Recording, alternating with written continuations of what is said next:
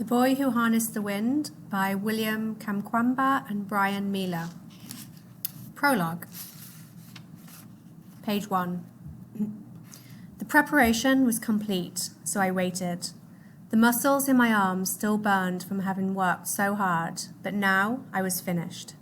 The machinery was bolted and secured. The tower was steady and unmoving under the weight of twisted steel and plastic.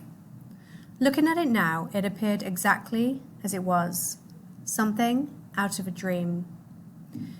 News of the machine had spread to the villages, and people were starting to arrive. The traders spotted it from their stalls and packed up their things. The truckers left their vehicles along the roads. Everyone walked into the valley and now gathered in its shadows. I recognized these faces. Some of these people had mocked me for months, and still they whispered, even laughed. More of them were coming. It was time. Balancing the small reed and wires in my left hand, I used the other to pull myself onto the tower's first rung. The soft wood groaned under my weight, and the compound fell silent. I continued to climb, slowly and assuredly, until I was facing the machine's crude frame. Its plastic arms were burned and blackened, its metal bones bolted and welded into place. I paused and studied the flecks of rust and paint, how they appeared against the fields and mountains beyond.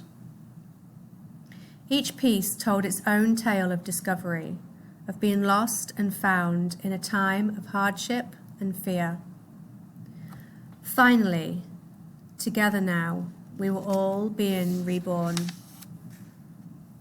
2 wires dangled from the heart of the machine and gently danced in the breeze.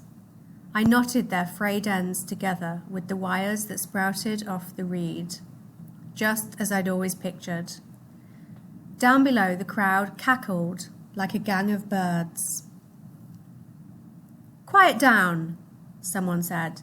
"Let's see how crazy this boy really is." A sudden gust muffled the voices below, then picked up into a steady wind. It took hold of my t-shirt and whistled through the tower rungs. Reaching over, I removed a bent piece of wire that locked the machine's spinning wheel in place. Once released, the wheel and arms began to turn.